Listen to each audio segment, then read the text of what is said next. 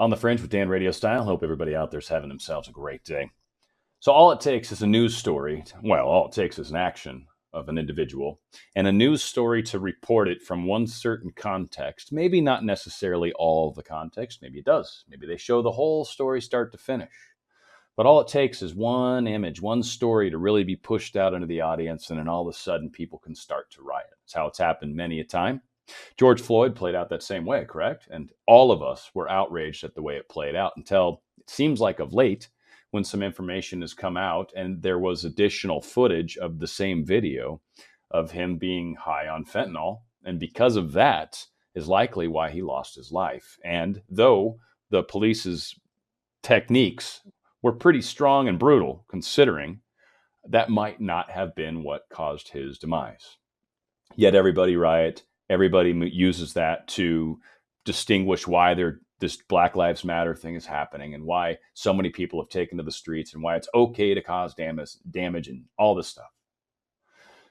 So we have another incident that happened in Wisconsin this time. We don't really know all the details per se. I'm not going to play out the video, but apparently a man was being told to stop by police. He had a warrant out for him. It was for domestic disturbance was what the warrant was for. And on top of that, he was supposedly either helping some women and or possibly maybe causing some problem to them. Maybe they were the ones that had the domestic disturbance issue with him. But when the police tried to get him to stop, he went to his car to try to get something out of his car, and he got shot a bunch of times. Now, we don't know the whole story. We don't know all the details. That's all they keep talking about over and over and over. So Wisconsin is now the next battleground. And again, a lot of things are happening, and this is something that we've been talking about. These sorts of escalations were going to occur. The assets are out. I kind of want to give a little show of how this is playing out, and I do actually have some slightly more positive news that sort of speaks to some of the counter moves that are happening against the powers that were. So let's try to get into some of what we've got going on. So a lot of what's happening in this particular video, and I'm not going to play the whole thing, but it gets to this individual, and I'm going to jump through parts of it. But we'll play the very beginning of it here, like the first 10 seconds. Okay,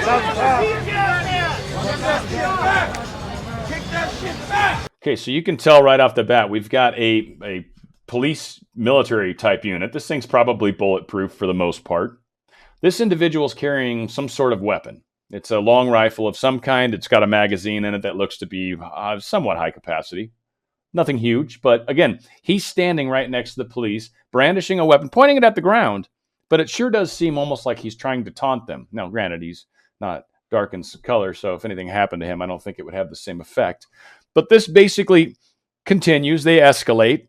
Eventually, some tear gas gets popped out of the top of this good guy here. They try to kick it around. They do all sorts of, let me see if I can get to the part where they actually, and this little top part right here, by the way, is where they'll pop it open and blip and start throwing tear gas out the top. Looks like it's not queuing up. Yeah, so there's some tear gas flowing around. So these guys have what all this chaos you can see. And then eventually he drives away, and that's kind of the end of it. We've got some other video footage here. I mean, this is just insane to me. This is a church. This is a church sign. This is a community church, and then they decided to burn all the cars in front of it. Black Lives Matter. They even had that on the sign, thinking that would protect them. Doesn't appear so, does it? Doesn't matter. You can't really rationalize with this group of people. When it comes time to loot and run through the city because they're mad and they've got it in their minds that it's justified to do so, it doesn't matter if you look like you've bent the knee for them or not.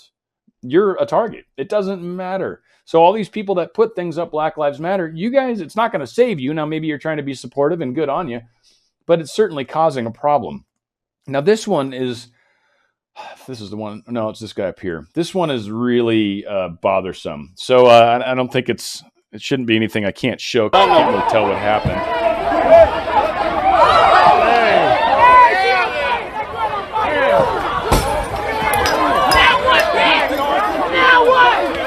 Boom. Went down hard.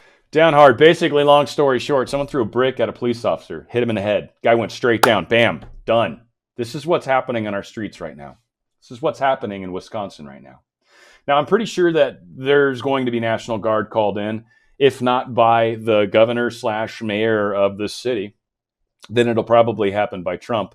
Trump will be talking about this, I'm sure, today. But this is some very scary stuff that's going on. And of course, always in the middle, you got Andy, is out there showing some great stuff. And again, this was the one where they dropped tear gas out of the car. But he was in a bunch of these different tweets. Andy's a good guy, man. He's got a lot of stuff out there. He's pretty crazy.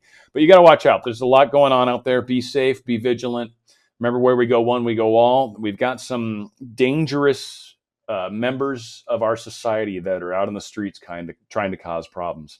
This is a time where we need to unite and we need to put our foot down. And I'm saying peacefully, I'm not saying anything crazy, but certainly we cannot allow this sort of behavior to occur in our streets. This is unacceptable. Absolutely unacceptable. Kind of switching gears into some interesting information. This Rep. Carolyn Maloney's apparently been stuck on the House post office team thing, right? They're going to try to help get into why the post office is all screwed up. But what's really interesting, and I don't know, this is what I found fascinating, is it says in here, ironically, Maloney won her primary after a vote by mail debacle. She was declared the winner by 648 votes earlier this month, 6 weeks after the votes were cast. Thousands of votes were discarded as New York moved to a vote-by-mail system it had never used before, as Democrats insisted that voting in person posed additional risks due to coronavirus. Maloney's opponent, Suraj Patel, has refused to concede and joined a federal lawsuit challenging the results. One thing that's really key on this sentence, she joined a federal lawsuit for challenging results. That federal lawsuit already exists. The one that's going to slow down the election, the one that everyone keeps talking about. If we vote by mail, this is the fiasco we're going to have. Now, interestingly as well, more than 1 in 4 vote-by-mail ballots were disqualified in this Democratic primary. 1 in 4 votes disqualified.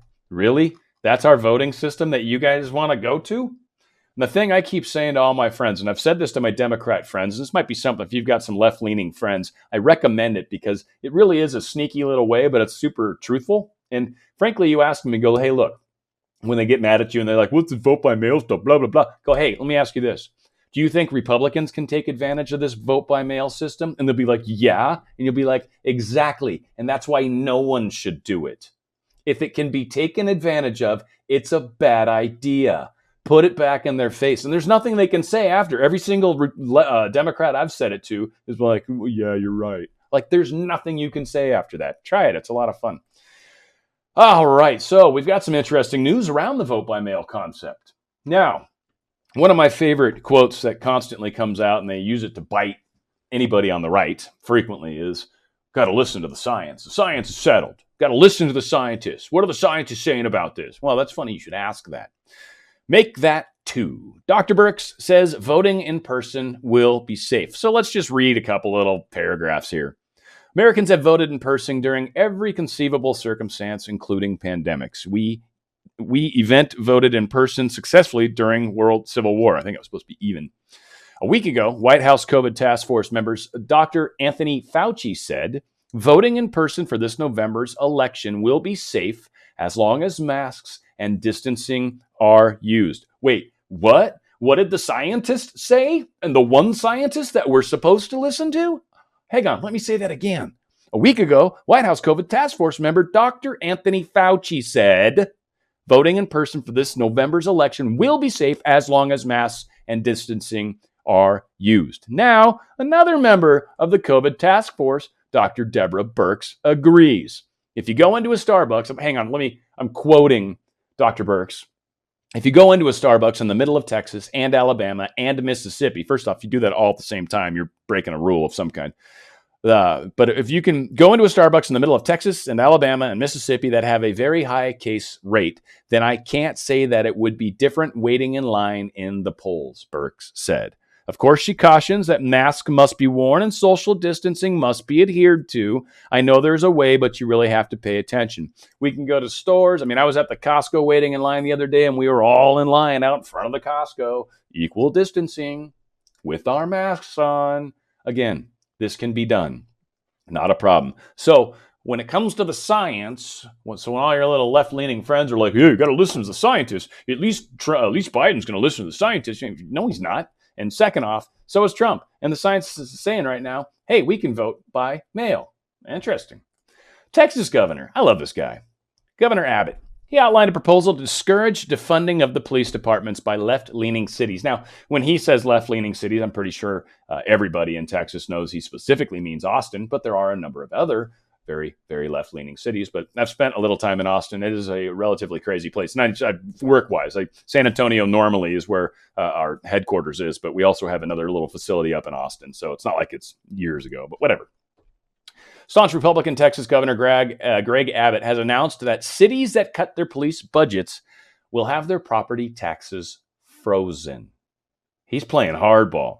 So what he's saying essentially is any city that passes this defunding movement, that defunds their police force, that essentially makes their cities less safe by defunding the police, he says, I am going to freeze your property taxes. One thing that Texas cities live on, because they don't have a state tax, and they certainly don't have county and city taxes, they rely on that property tax to get them through the day. And by not allowing them to raise that, that is going to drastically hurt these left-leaning cities.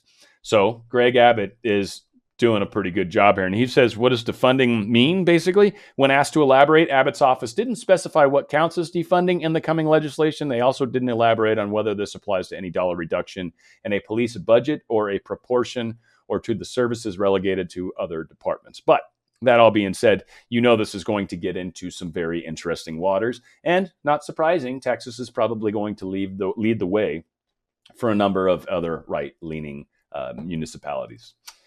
Kellyanne Conway, this is kind of sad in a lot of ways. I don't know. They were talking about it on the news, so I got a little more insight rather than just this article. But she's going to be leaving the White House at the end of August. And a lot of people are, I don't know, I could see people spinning it like, see, you're leaving like rats. And it's like, ow. She's actually been one of the staunchest supporters of the president since day one. And she's been awesome and amazing.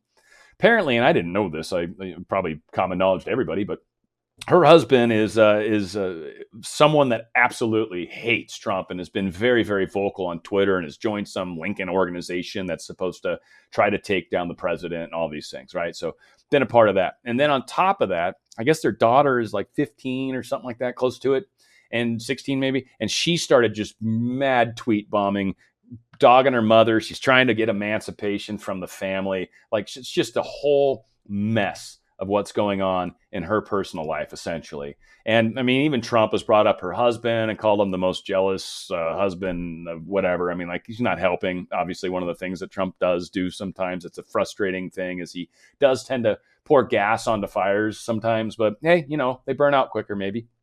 That being said, she's supposedly going to spend more time with her family, a little less drama and more mama time or something like that. Less drama, more mama. I think that was her quote. And, good on her. And I wish her all the best. And she does hint that she might be able to come back. But it sounds like she's basically dropping out of all this stuff so she can actually tend to her family. And again, it's just another example of, to me, how sad it is. It's like, it reminds me of my family. I still haven't talked to my family since they found out I'm doing this channel. Like, it just blows my mind how people on the left are absolutely incapable of having someone with a different opinion. It just baffles my mind. I don't care they feel differently, but man, I am messing up their whole world by not agreeing with them. Just tripping me out. Also, I don't know, not also, I guess, kind of sort of good news. I thought the Texas news was good. I probably should have stuck that next to this news, but I played the video, and oddly, I had my video was taken down, deleted straight up, and then I uploaded it again, and that one was deleted. And then finally I figured out, it's this video that I'm not allowed to play. So I can't play this video, even though I found that video on YouTube. Apparently, when I took it out of my video the third time I uploaded that, they let me keep the video up. So whatever the case was, this video where these two girls right here steal this kid's hat and they steal his Trump sign and they tear it up and they basically, I mean, it's just a mess. They accidentally assaulted the kid too. So anyway, long story short, this chick has been picked up. She got arrested. 21-year-old girl got arrested. And let's see, video circuit. Let's see if they got the charges in there. I forgot what they got her for like 3 different things. I can't remember what they were. Here it is. The woman who's yet to be arrested, and that's the second one. We'll show her in a second, but she's yet to be arrested, but she's accused of punching the third victim, a man in the face. And in the video, there is a point where she throws a left jab, a crappy one at that, but actually hit the dude in the face and called a small laceration And then he's like, it caused him substantial pain. I hope someone makes fun of him for that because it is a weak punch. Even if it hit him square in the lip, it was a weak punch. Whatever. She assaulted him. That's still assault. Guess what? That's against the law. But the other lady, Winslow, faces charges of first-degree robbery, second-degree conspiracy, and endangering the welfare of a child. This one, that's what they're throwing at her. This chick's in big trouble when they finally catch her, and they will. They will catch her at some point. So, again, people doing horrific things that think they can just get away with it because they hate Trump so much, they've got Trump derangement syndrome, that they can actually cause assault to a child or steal things from another individual because they don't like it. Again, it's what the left thinks. It's like the way my parents think. Like, they would love to call my company and say, hey, do you know what kind of stuff he's talking about on his YouTube channel? You guys should fire him. That's literally kind of thinking that goes on in their minds. It's just insane to me. So people are starting to wake up and smell the jail coffee, I guess.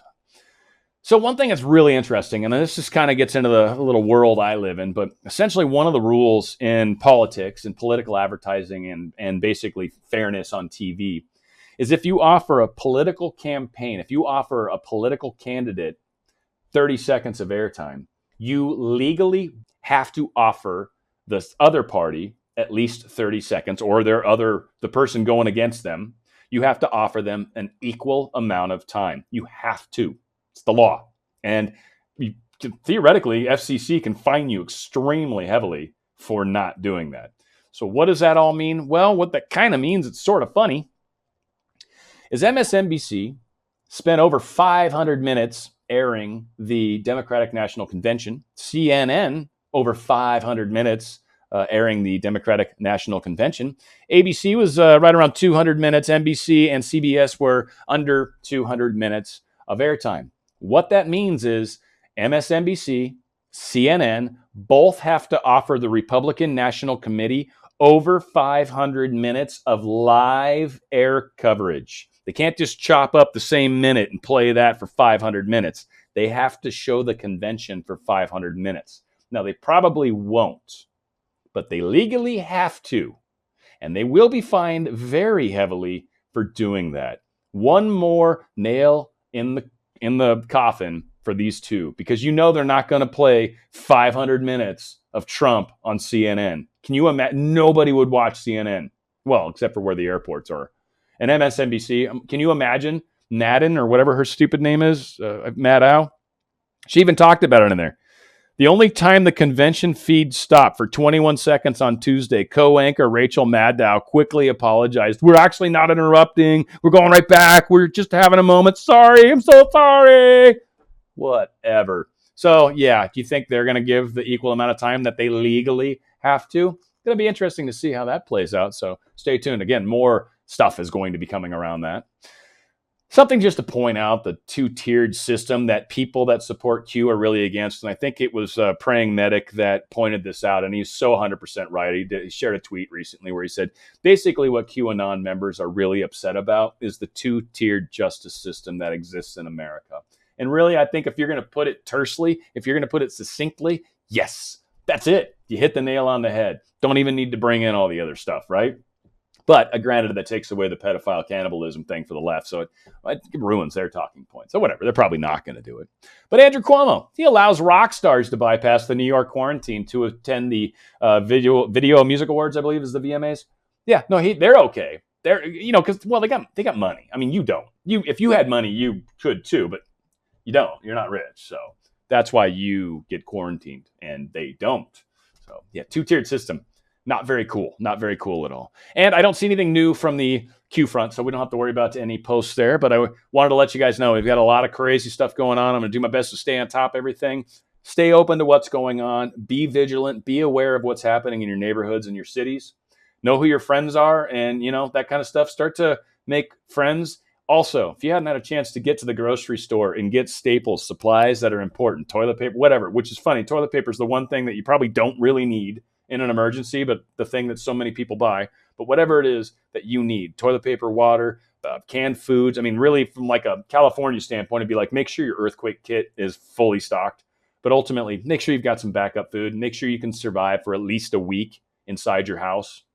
If you can do that, you're going to be okay for what's possibly coming. There's no guarantees of how this is all going to play out, but there is a large possibility that things are going to continue to escalate as we head towards the election. And honestly, right after the election, odds are things are going to really get crazy. So we'll see how it all plays out. Hopefully Wisconsin can get their stuff together and get that chilled down. That'll speak greatly to the bigger picture, but we're going to have to see how this all plays out. Let's keep everybody in our prayers. Let's keep America in our prayers. Let's keep Trump in our prayers. Where we go one, we go all. It's on the Fringe with Dan RadioStyle.